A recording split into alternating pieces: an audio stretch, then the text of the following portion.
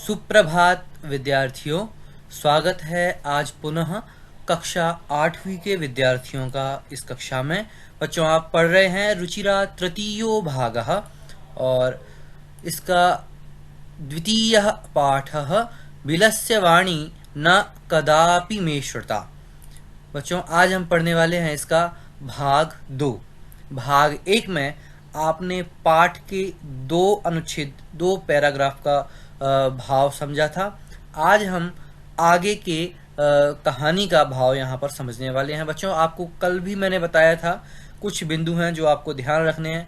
आज मैं फिर से आपको थोड़ा स्मरण करा देता हूँ और उसके बाद अपना पाठ प्रारंभ करेंगे। ध्यातव्याः बिंदवः। पाठ्य पुस्तक, नोटबुक, पेंसिल साथ में रखें। श्रवण व पठन अभ्यास करें, यानी मैं जो पढ़ रहा हूँ उसे ध्यान से सुनिए और स्वयं पढ़ने की प्रैक्टिस करिए।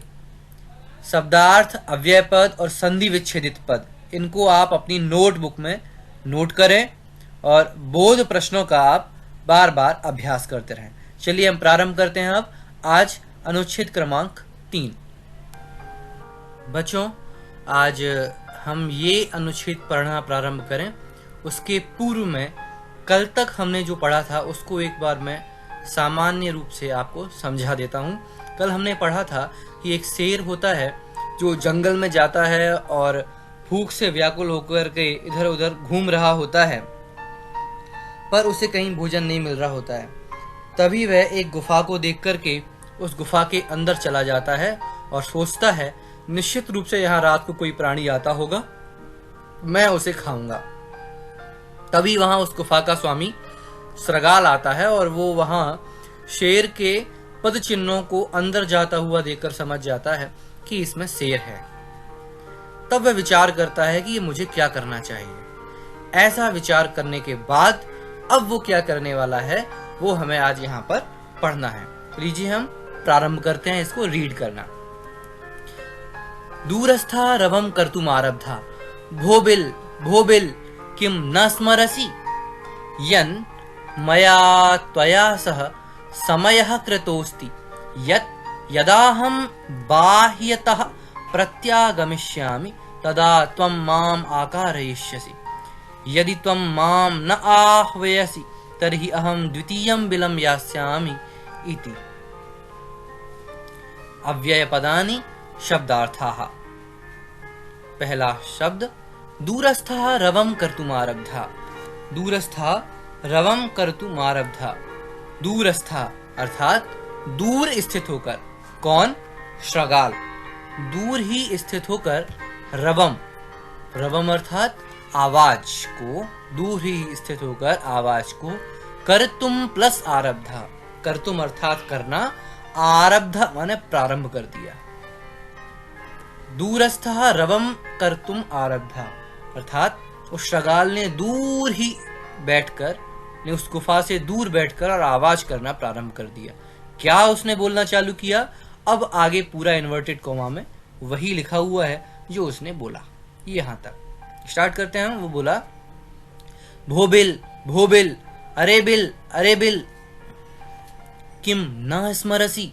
स्मरसी अर्थात याद है, क्या तुम याद नहीं करते हो?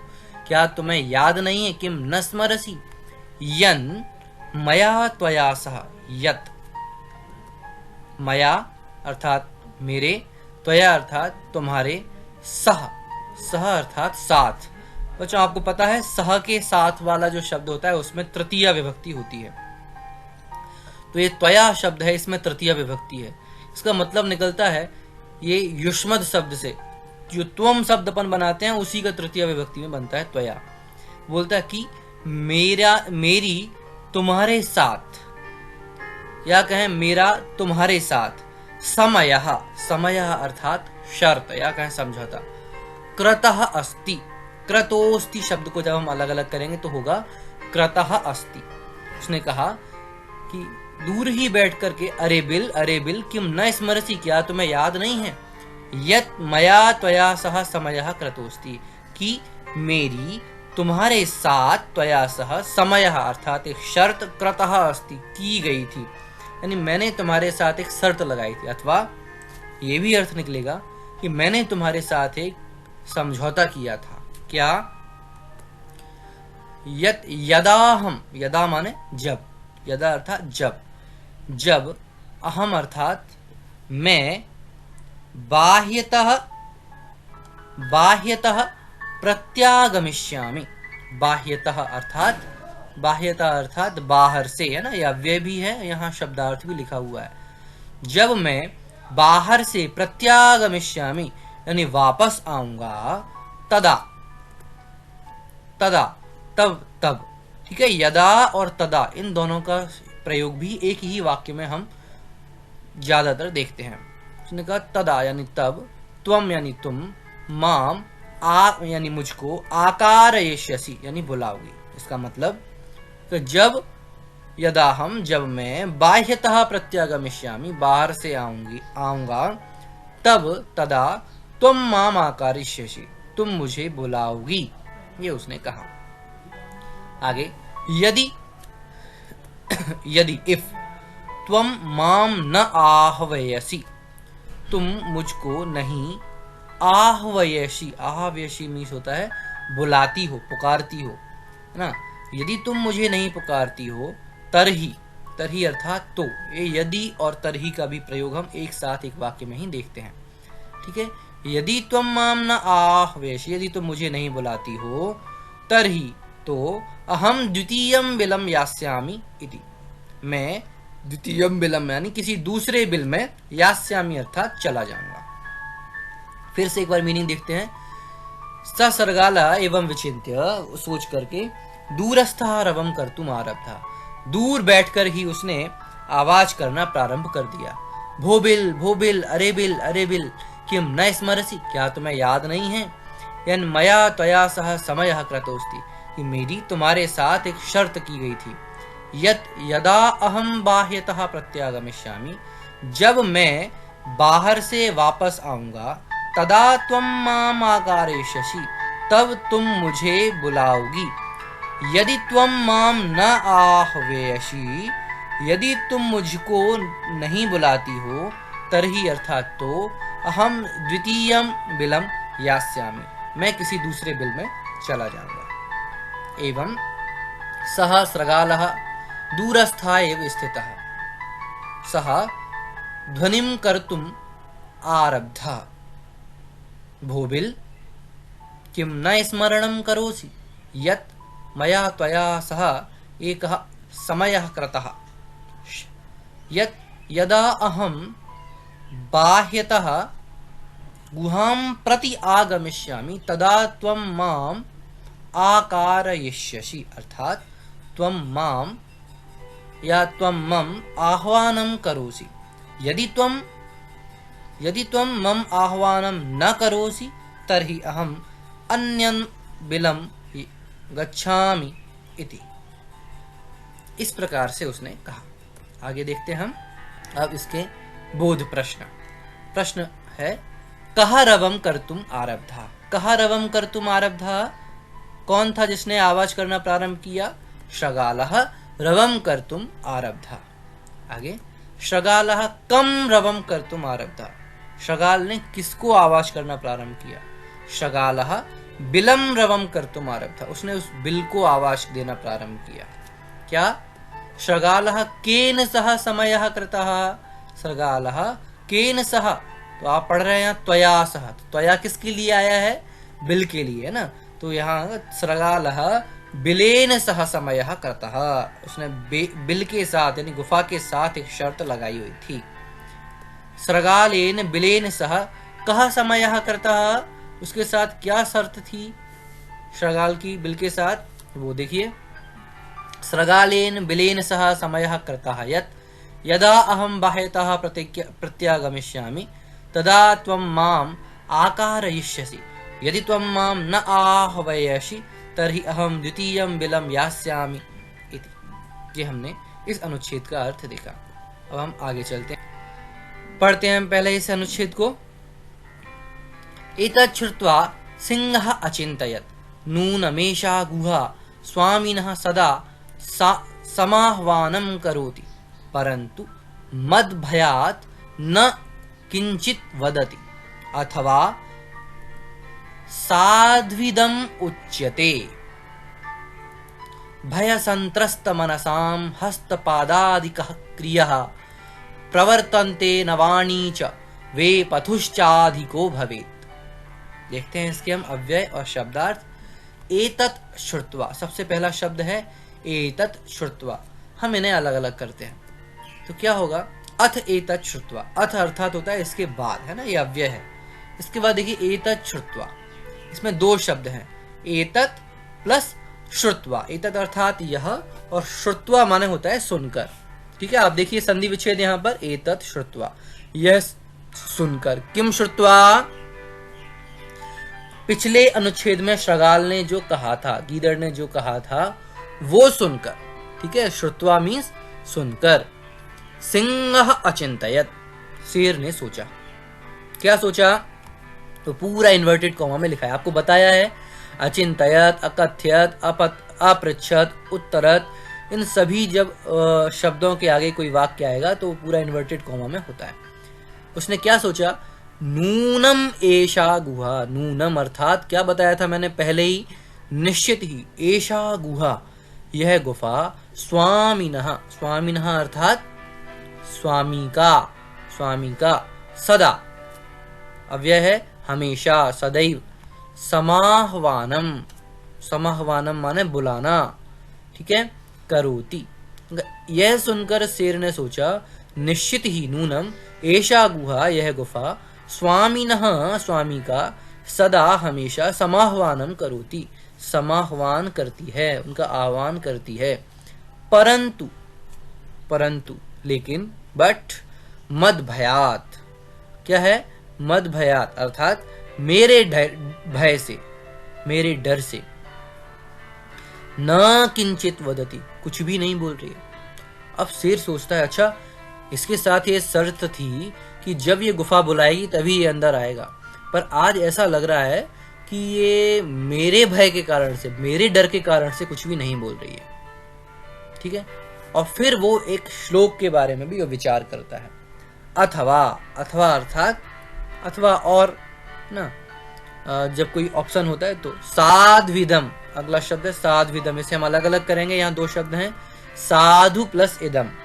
साधु अर्थात माना होता है उचित, अच्छा, है ना, उच्यते, तो यह ठीक ही कहा गया है। क्या, अगले श्लोक में देखिए, भय संत्रस्त मनसाम, भय माने डर, संत्रस्त माने जो भय से, डर से डरे हुए हैं, जो ऐसे मन वाले, यानी डरे हुए मन वालों का षष्ठी विभक्ति बहुवचन है।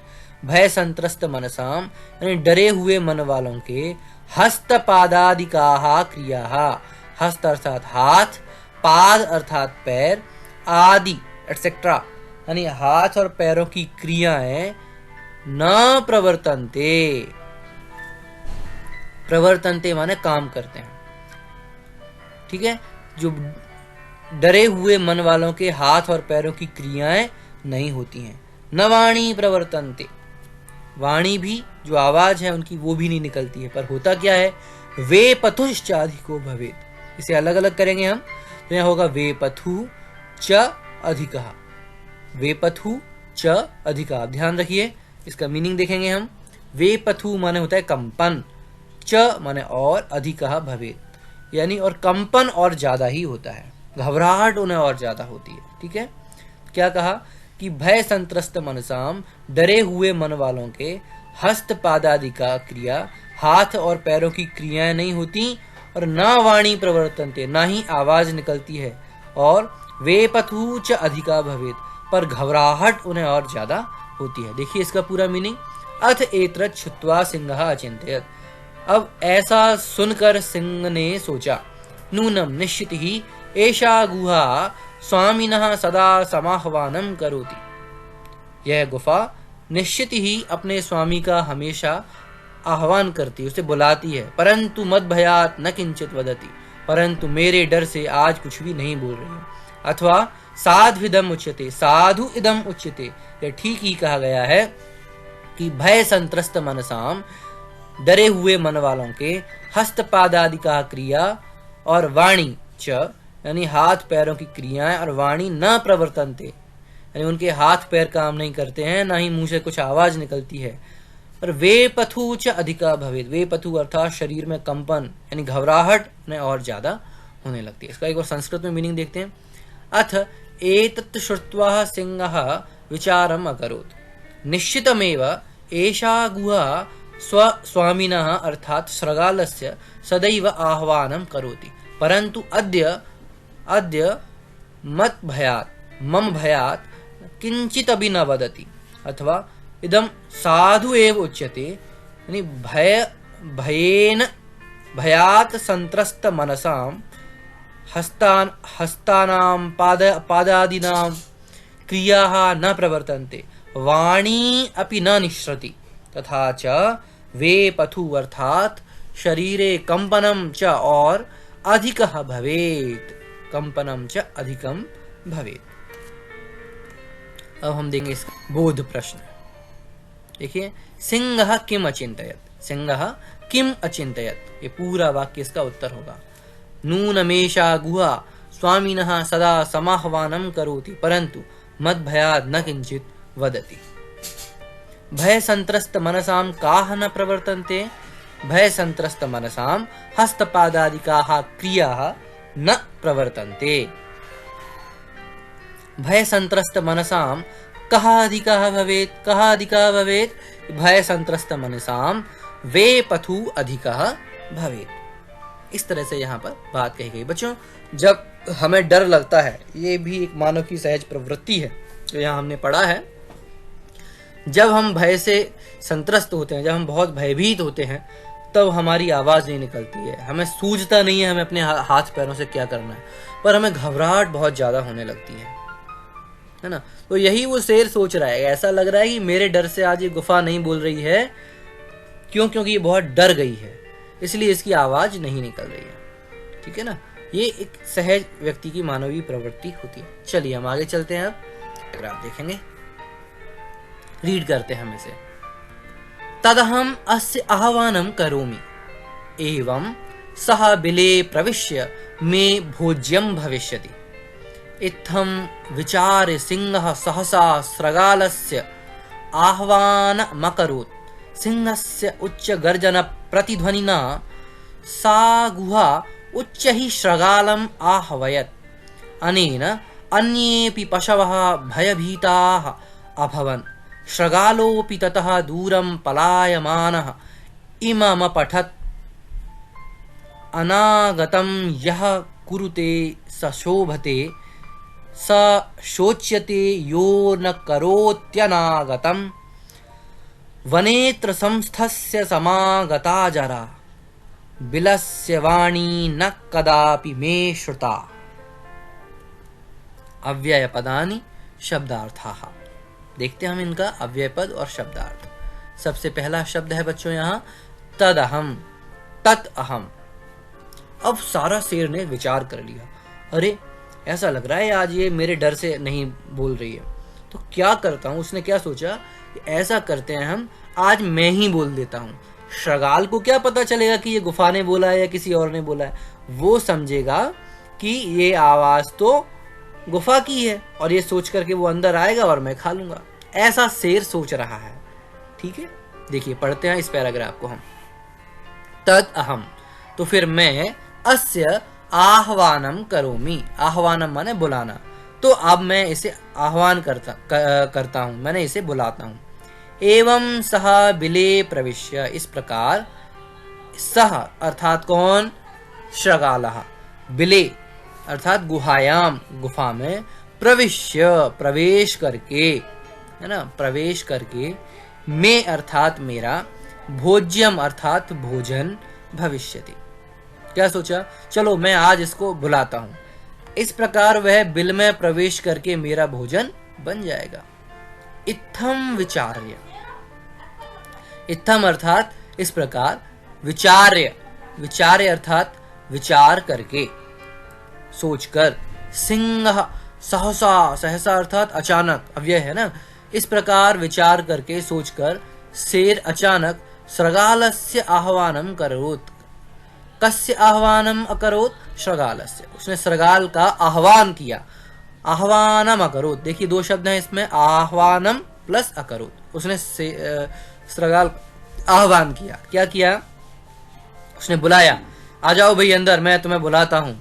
ठीक है, तो जब उसने आवाज लगाई तो क्या हुआ कि सिंहस्य उच्च गर्जन प्रतिध्वनि ना, कस्य, सिंह से, अर्थात शेर की उच्च गर्जन, ऊंची गर्जना की प्रतिध्वनि। प्रतिध्वनि, ध्वनि और प्रतिध्वनि बच्चों ये दो शब्द हैं। ध्वनि वो होती है जब हम बोलते हैं, जैसे आप कुएं में बोलते हैं, कुएं की तरफ मुंह करके आप बोलेंगे तो जो आपने बोला वो ध्वनि है, और जो कुएं के अंदर से आपको आवाज सुनाई देती है वो प्रतिध्वनि होती है। ठीक है, यानी हमारी आवाज के अनुसार जो ध्वनि रिपीट होती है उसे हम प्रतिध्वनि कहते हैं। ठीक है, तो शेर ने उस गुफा के अंदर एक ऊंची गर्जना की, जोर से दहाड़ लगाई, तो उस गुफा एक्चुअली खाली है, इसलिए उसमें से भी एक प्रतिध्वनि आई, एक वापस एक आवाज आई। ठीक है, सिंह से प्रतिबिंब होता है, आप शीशे में देखते हैं तो आपका जो चेहरा है वो बिंब, और जो उसमें दिखाई दे रहा है वो प्रतिबिंब, इस तरह प्रतिध्वनि। तो शेर की उच्च गर्जना प्रतिध्वनि ना, ऊंची गर्जना की जो गूंज, प्रतिध्वनि अर्थात जैसे हिंदी में बोल सकते हैं गूंजना, है ना, प्रतिध्वनि ना, सा गुहा प्रतिध्वनि ना। ठीक है, इसका मतलब देखिए आप, उच्च गर्जना प्रतिध्वनि ना अर्थात शेर की गरजने की बहुत जोर से जो गूंज हुई उससे सा गुहा, वह गुफा, उच्च ही अर्थात जोर से, श्रगालम आह्वयत, श्रगाल को उसने बुलाया। गुफा ने वास्तविक रूप से देखें तो गुफा ने नहीं बुलाया था, शेर की आवाज इतनी जोर से थी और उस गुफा में वो आवाज गूंजी तो ऐसा लग रहा था मानो गुफा ही बोल रही हो, इसलिए यहाँ कहा है वो गुफा ने बुलाया, पर वास्तव में बुलाया किसने था, शेर ने।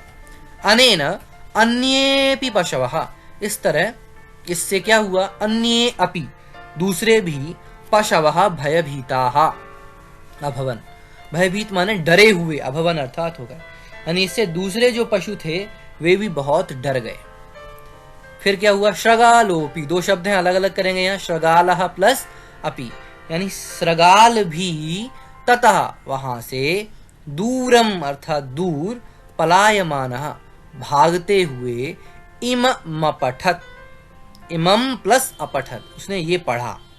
श्रगाल भी समझ गया कि अरे ये तो यहाँ गुफा में से आवाज आ रही, मतलब निश्चित रूप से कोई है।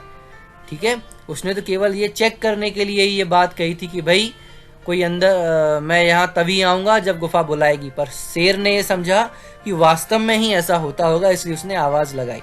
और श्रगाल बड़ा बुद्धिमान होता है, वो समझ गया कि निश्चित रूप से इसके अंदर कोई दूसरा जीव है।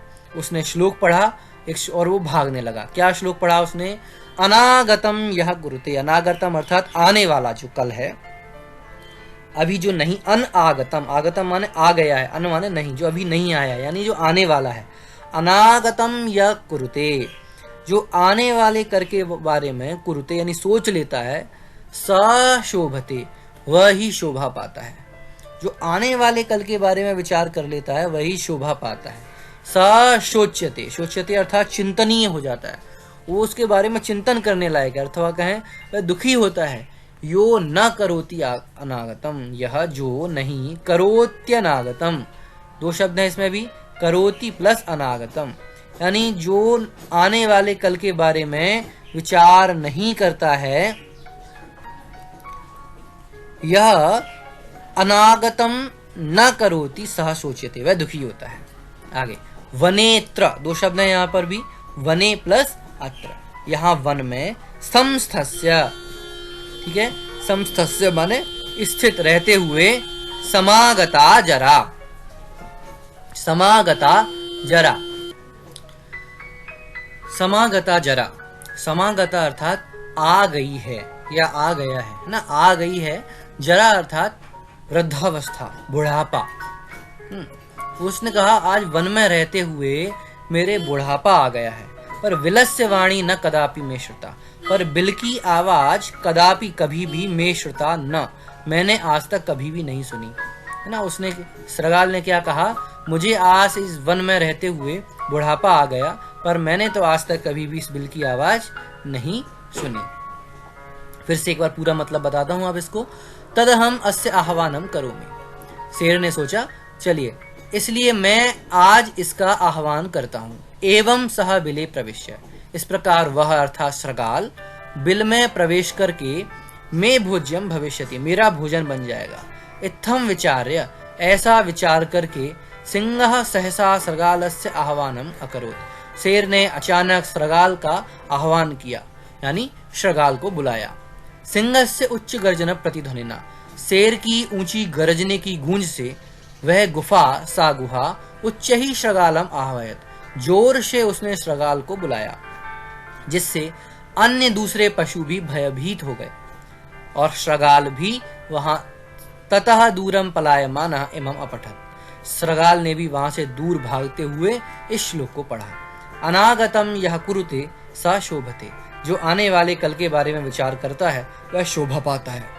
सा शोच्यते यो न करोति अनागतम, और जो आने वाले कल के बारे में न करोति विचार नहीं करता है वह शोचनीय हो जाता है, चिंतनीय हो जाता है, अर्थात दुख प्राप्त करता है। वने अत्र संस्थस्य, यानी इस वन में रहते हुए मेरे जरा समागता, बुढ़ापा आ गया, अर्थात मैं बूढ़ा हो गया हूँ। ये श्रगाल बोल रहा है। पर बिलस्य वाणी न कदापि में श्रुता, अर्थात मैंने आज तक कभी भी बिल की वाणी नहीं सुनी। बच्चों सार रूप में कहूं तो इतनी बात इस कहानी में हमने पढ़ी है कि एक भूखा सिंह गुफा में ये सोच करके जाता है कि आज मुझे यहाँ से भोजन मिल जाएगा, पर एक बुद्धिमान जो गीदड़ है, शियार है, वह उस शेर के पैरों के चिन्ह को देखकर समझ जाता है कि इसके अंदर कोई है। तब वो ये चेक करने के लिए ये बोलता है इस गुफा से कि मैं अंदर तभी आऊंगा जब तुम मुझे बुलाओगी। पर गुफा कहाँ से बोलने वाली थी? तो शेर ने सोचा कि ऐसा लग रहा है ये गुफा रोज अपने स्वामी को बुलाती है, पर आज मेरे डर से नहीं बुला रही है, इसलिए उसने स्वयं ही उस श्रगाल को बुलाया। तो श्रगाल ने जैसे ही बुलाने की आवाज सुनी और वो वहां से भागा। क्यों? क्योंकि उसने कहा कि मुझे आज तक इस जंगल में रहते हुए बुढ़ापा आ गया और मैंने तो कभी भी इस गुफा की आवाज नहीं सुनी। अर्थात एक शेर भले ही ताकतवर होता है, पर बुद्धिमत्ता हमेशा हमारे काम आती है। इसलिए हमें कभी भी किसी भी परेशानी में आने पर अपनी बुद्धि का सहारा लेना चाहिए, अपने कमजोर होने का या किसी और परेशानी होने का बहाना नहीं बनाना चाहिए। ये इस कहानी का हमें भाव है। बोध प्रश्न आपके सामने है। पहला, कहा श्रगालस्य आह्वानम अकरोत्, किसने श्रगाल का आह्वान किया? सिंह श्रगालस्य आह्वानम अकरोत्। कस्य उच्च गर्जन प्रतिध्वनिना सा गुहा उच्चैः श्रगालम आह्वयत्। कस्य श्रगालस्य सिंहस्य उच्च गर्जन प्रतिध्वनिना सा गुहा उच्चैः श्रगालम आह्वयत्। कहा शोभते यह अनागतम कुरुते सः शोभते। कहा शोच्यते यह अनागतम न करोति सः शोच्यते।